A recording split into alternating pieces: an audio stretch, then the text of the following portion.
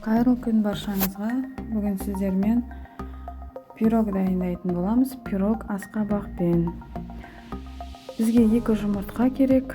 2 жұмыртқамызға шекерімізді салып, жақсылап көпіртіп аламыз. Содан кейін сұйық майымызды құямыз. Жақсылап араластырамыз. Ендігі кезекте асқабағымызды салатын боламыз. Бұл өте тез дайындалатын пирогтардың бірі.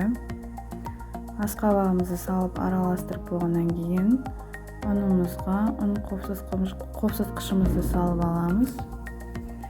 Және ұнымызды електен өткізіп, 2-3 қайтара бөліп салып араластырып отырамыз.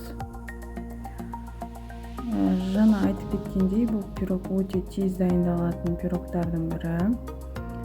Және бұл құрғақ болмайды, сочный болып шығады. Өте қарапайым рецепттердің бірі. Бұл пирогты әсіресе балдар өте қатты жақсы көреді. Ішінде асқабақтың бар екені де тіпті білінбейді де.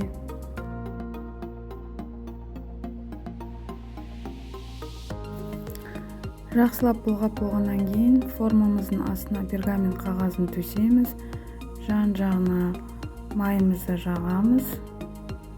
Содан кейін қамырымызды формамызға құйып, орналастырып, 180 градусқа 20-25 минутта пирогымызды пісіріп аламыз.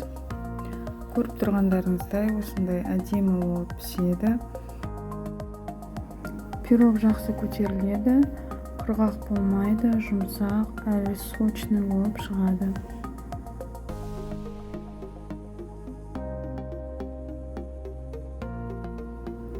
Бұл пирогты тек қана асқабақпен емес, сонымен қоса варенье салып, немесе неше түрлі жемістер салып пісірулеріңізге болады.